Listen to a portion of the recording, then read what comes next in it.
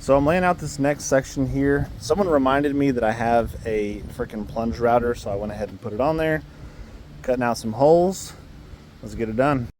Okay, so I've got 3 of the 4 holes cut. I'm going to show you how to plunge this. I'm going to show you how to cut this with the plunge router because it's a little bit easier.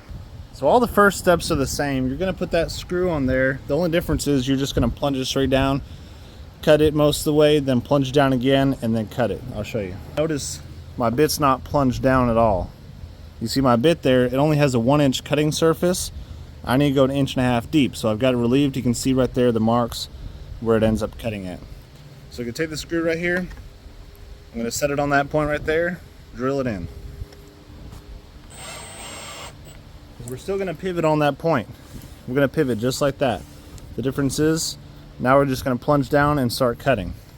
Turn it on. We're going to plunge it down and then we're going to lock it at a certain depth. So you can see I've locked it there just above the blade.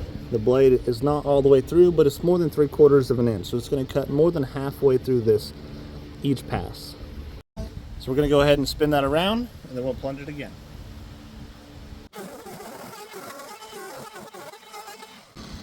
So you can see I spin it around, kind of clean up the edges nice and pretty, and now we're going to plunge it all the way down and cut it the rest of the way.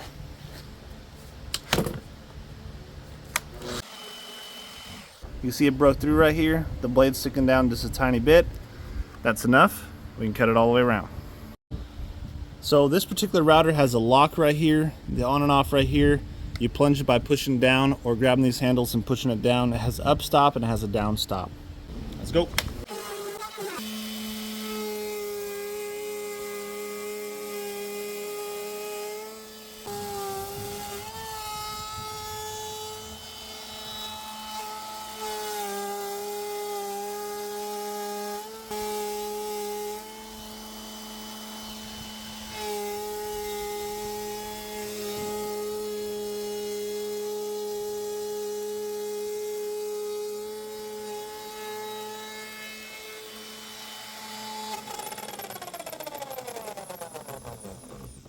Sometimes at the end it can catch like that. You just gotta be very careful. And basically, that's it. We're done. And that's how you cut 4 perfectly nice circles. They're nice and straight, perpendicular. If you got a jigsaw, you're trying to cut real thick material like that, it's gonna kind of move the blade. That's 1.5 inches thick right there. Cuts it right around. If you see me, I was going sort of back and forth. I was just kind of cleaning up some of that edge right there with the router, because when it cuts, kind of chatter a little bit, but this is perfect. These right here, sand them up, they're ready to go. Look at that. Get these off there. You can see this is the baffle board, 1.5 inches thick. It's going to go on there.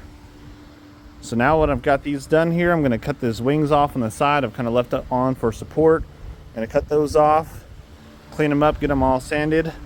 Get the edges of here beveled a little bit. That way they fit perfectly into this groove. The one side's gonna mate here. The other side's gonna mate here. It's gonna get a gusset here, fiberglass all throughout. So I'm gonna put the speakers on here. I'm gonna go ahead and mark the edges. Obviously that's gonna be the edge of the box. It doesn't have a lot of space. I'm gonna go ahead and mark these all the way throughout and make sure I don't have any clearance issues.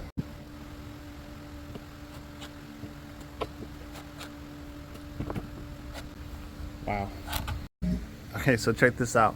You can obviously see right here, I've marked that. It's on the edge, just like the other one. Look at the distance between these woofers. That's crazy. So you see what this one was like, but they have a little bit of movement between them. So the fact that I have a little bit more here makes me really excited. None of these are crossing, overlapping, so I shouldn't have any issue with the woofers physically touching or hitting one another.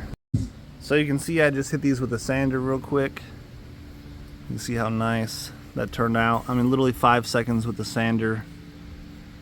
I mean, this is how you make holes.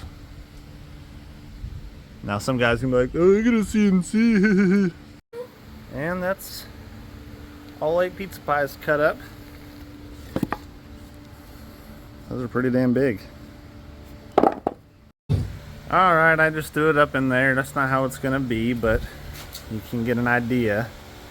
of what the clamshell is going to look like. So it's got this great big double baffle here. There's going to be a center support from here back to there.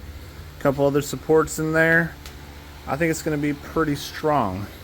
The sidewall here is going to get doubled up as well. Fiberglass inside and out. Fiberglass all through the front here just to stiffen it up. You can kind of see here with it inside of there how much space we're going to have. When I get this bolted on here, I'll get a picture of the woofer inside of here so we can see just how much clearance we have from everything.